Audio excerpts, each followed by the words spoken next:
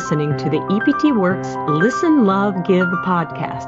Hi, I'm Dr. Annette Cargioli, the Forgiveness Doctor. I'm here to help you create phenomenal health, happiness, and new life with energy, intuition, and forgiveness. EPT is short for Emotional Polarity Technique, an innovative, holistic emotional therapy that will change your life for good. You can subscribe to this podcast, get free EPT training at eptworks.com, and like us on Facebook. Hi, everyone.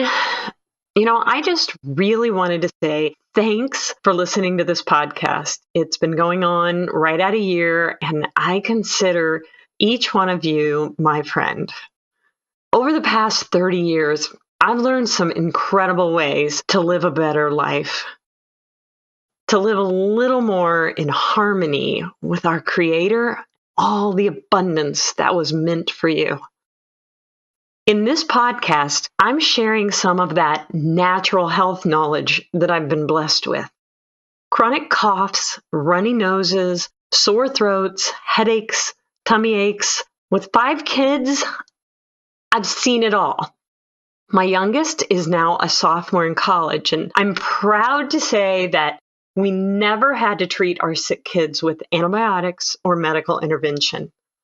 We have developed a good reputation in our community providing natural health care to children. While vitamin C and plenty of water are always recommended for infections, I'm giving you 11 more practical and effective natural cures you can use to help your sick kids. And oh, by the way, they work with adults too. So here we go. Number 1, apple cider vinegar. This is an amazing cure for strep throat, one of the most common kid sicknesses. D.C. Jarvis, a medical doctor, documented his research using apple cider vinegar to heal strep throat and other health problems in his book, Folk Medicine, a New England Almanac of Natural Health Care from a noted Vermont country doctor. The minute your child starts complaining of a sore throat, have him drink 1 teaspoon of apple cider vinegar in a glass of water every couple hours. If he can gargle and swallow, it will minimize the pain of the sore throat. Dr. Jarvis claimed to be able to change a positive strep culture to negative in 24 hours or less using apple cider vinegar. Fantastic for strep throats. Number 2, colloidal silver. Now, you can pick this little remedy up at any health food store, or you could find it on Amazon, I'm sure. It's a tasteless liquid that can be used to prevent sickness as well as helping the body heal from sickness. It's safe for babies and small children, and it can be used directly in the ear with a drop of olive oil for ear infections. It's very effective in resolving the pain, infection, and inflammation of pink eye or virtually any eye problem that's an infection. It's pretty amazing with eyes, and it doesn't burn. It is safe and soothing to drop into the eye to aid with infections. Skin infections also respond very well with colloidal silver. Now, if you want to use it as a preventative, I recommend anywhere from a half a teaspoon to a teaspoon a day. And again, it really just tastes like water, so it's easy to give to kids. And if they get sick, then you want to up the dose. But for those really strange things like eye infections, ear infections, weird skin infections, colloidal silver is amazing and very easy to use. Number 3, eliminate dairy. Now, this cure won't cost you anything. Just in case you didn't know, kids with chronic ear, nose, and throat infections are usually hypersensitive to dairy. I've seen so many chronically sick kids get well and stay well by simply eliminating all dairy. Cheese, milk. Now, you can substitute milk these days with almond milk, coconut milk, or rice milk.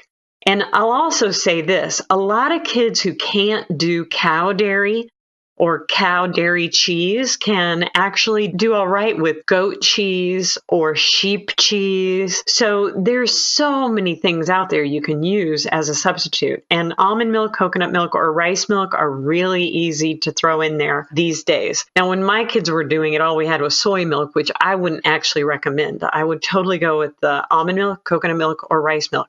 But eliminating dairy with any kids who are chronically allergic, croupy, all of that, it can do wonders. Number 4, probiotics. These are the good little bacterial army of scavengers that love to eat all the dead stuff your immune system went after. That dead stuff becomes excess mucus for your body to unload. You can find probiotics at any store that carries supplements, even your local Walgreens these days. This supplement will clean up the mess of getting over an infection and help the colon stay healthy too. Most kids could use probiotics on a regular basis, and my favorite for this is kefir. And you can get kefir that is non-dairy, although, if you look on a kefir bottle, it will tell you that there is very little dairy in it because it really is a whole colony of this probiotic kefir. And kids really love it. It also helps them with, going to the bathroom. It helps their gut to be healthier. Yogurt is one thing, but actually I really do love kefir. The other thing kefir does is it provides B vitamins, calcium. Anyway, kefir is one of my favorite things for probiotics for little kids, although if they get sick, you might want to get a pill probiotic to get a lot in there. Number 5, gently rub their temples for 30 to 60 seconds. Let me say that one again. So this is another remedy that we love in our house. You just gently rub their temples for 30 to 60 seconds because it will actually release a fever. Now, a fever is the body's way of killing the bacterial or viral invaders. A fever is your child's immune system doing its job to protect your child. Dr. Robert Mendelsohn, acclaimed pediatrician and author, gives solid advice on when it is advisable to lower a child's fever. We learned that you can give your child a 15 to 20 minute break from a fever by gently rubbing her temples for 30 to 60 seconds. That's those little right beside the eyes there on the skull, a little dip. This gives the child a short break from the fever without interfering with her immune system's natural defense mechanism to basically cook out the pathogens. So again, this is for kids with fever and they're just a mess. I want to say that in the past, there's this, what they will tell you to do, you put that kid in ice water. And, I actually had a kid at one point and I did that. It was the worst thing I ever did. Then I got Dr. Mendelsohn's book, How to Raise a Healthy Child in Spite of Your Doctor. And he said, don't put them in ice water. He actually didn't advise that. However, he said a child can actually take a higher temperature without having brain damage. But we just couldn't stand to see our kids suffering with a fever. So we would do this, rub the temples for 30 to 60 seconds, this little trick, and it would break their fever, give them a good 15 to 30 minute break on the fever, kind of a rest time, and then their fever would start to go up again. So we knew the fever was really important, but we also wanted to kind of give them a break because we just felt so sad for them. Okay, number 6, peppermint oil. With colds and fever often come headaches. Use peppermint oil on the temples, forehead, under the nose, and a little on the tongue to alleviate the pain of headache. Be careful to avoid getting it in the eyes as it will sting and not feel very good. You can also rub peppermint oil on the tummy for tummy aches. Now, you can get peppermint oil at Whole Foods and you can order it online even. It's really a wonderful product for kids, tummy aches, and also for headaches. Number 7, fenugreek tea. Some of you may have heard of this and maybe not. You can actually buy fenugreek tea at a Kroger or in a tea department. You can find bagged fenugreek tea, which is kind of amazing. And fenugreek is an amazing helper when it comes to excess mucus from sinus, throat, and lung infections. You can buy it in tincture form or tea bag form. And, I've used both, but you seriously can find fenugreek tea, usually in a health food section, in tea bag form. Drink 3 cups of fenugreek tea per day to relieve the sinus and lymphatic congestion. Now, we've used fenugreek tea to help infants even. We'll have the mom, she'll take the fenugreek if she's breastfeeding. But if it's a little kid, you can add some fenugreek into the bottle or into their sippy cup. And it's not a real powerful, horrible taste. So it's not that hard to get in. And if you get it in the tincture form, a child, you might use, anywhere from 10 to 20 drops a couple times a day of fenugreek. And it is quite amazing at balancing out all that excess mucus. It affects the gut and also the sinuses. All right, number 8. This is a cell salt called Kalisulf, and it's 6X is what it will say on the little Highland bottle. And this is a micronutrient, and it's known as a cell salt.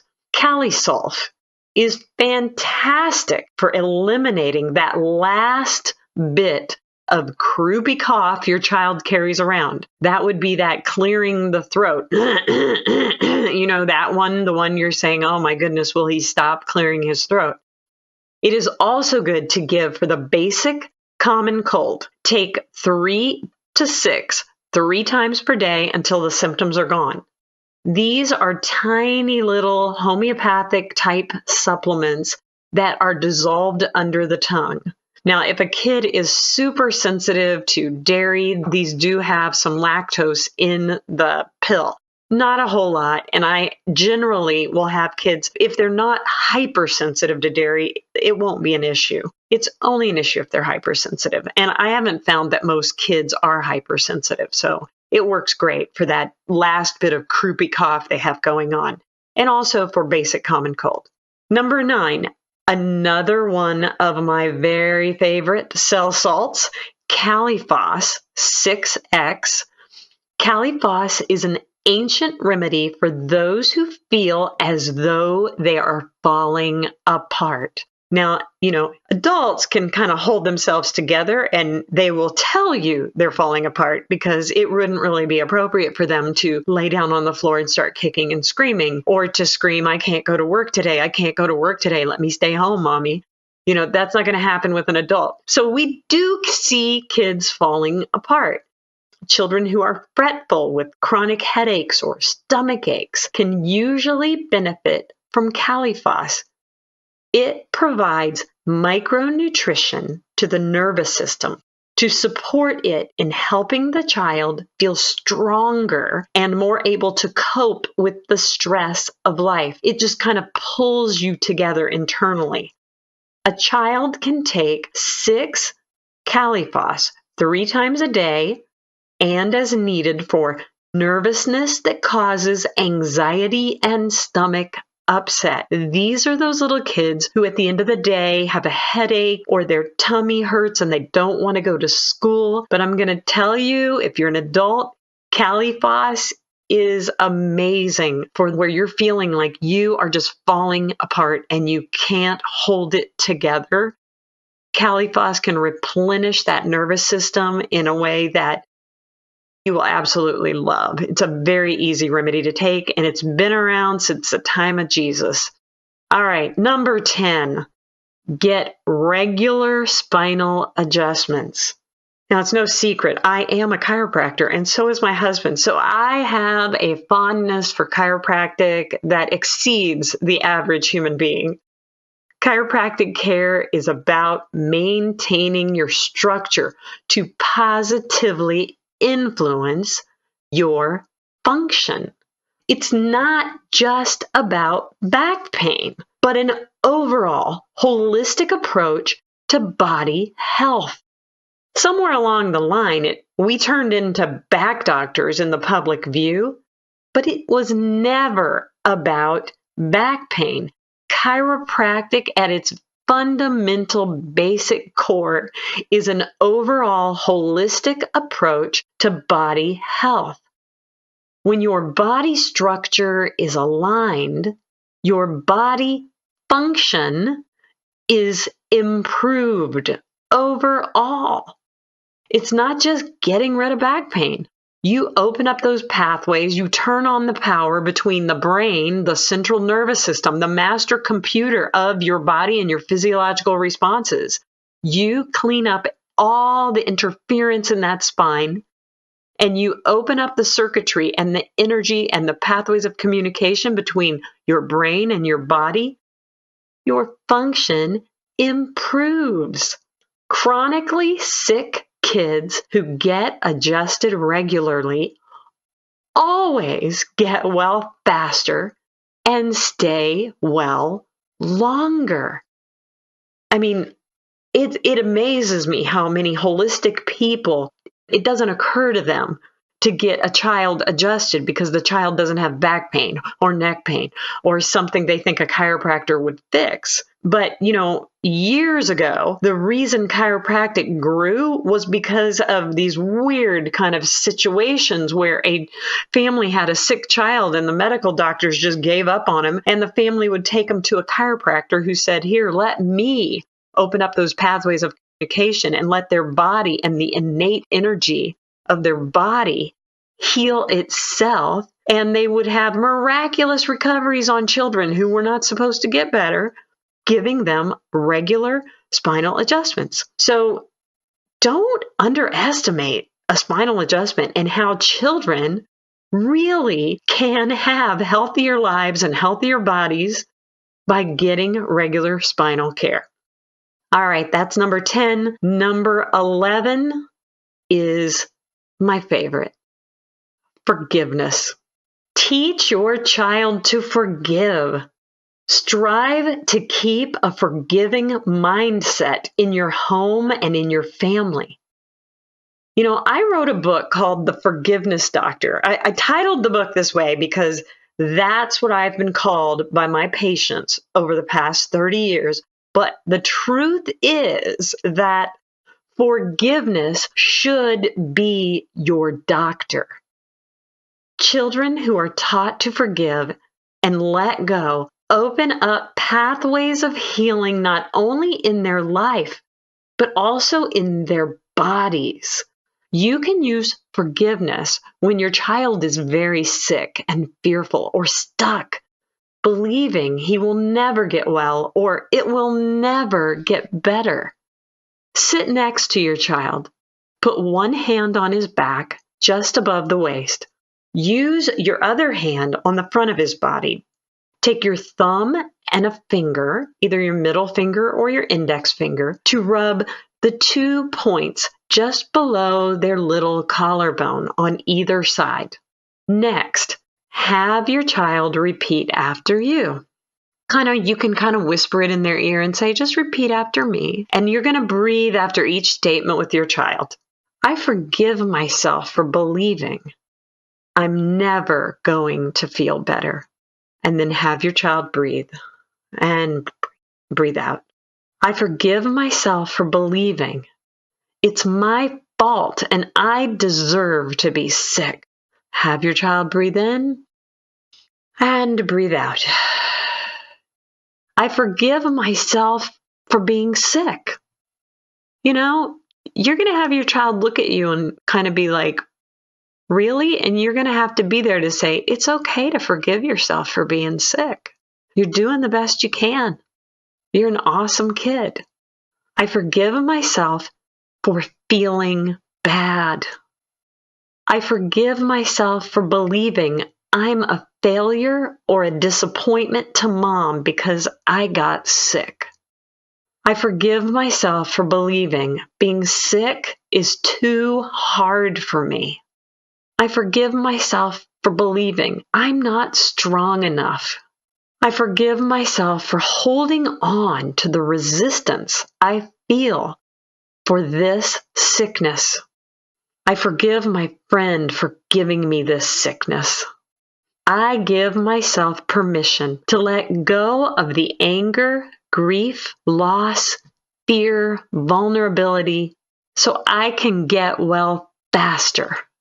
I give myself permission to be at peace with my body and this sickness. I give myself permission to get well. I give myself permission to love myself and my body, even though I got sick.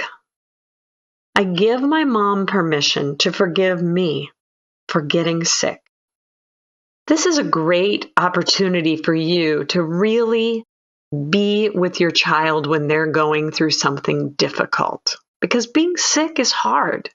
And in a way that actually moves the energy and helps the child's mindset connect closer to you, connect closer to God, accept who they are. It's an incredible way of building your relationship with your child. Remember, all the cures in the world will never compare to the ease of healing you will experience when you make forgiveness your doctor. As always, you can subscribe to this podcast, like us on Facebook, and go get your free training at eptworks.com. I'm Dr. Annette Cargioli, the Forgiveness Doctor. Until next time, listen, love, give. EPT Works.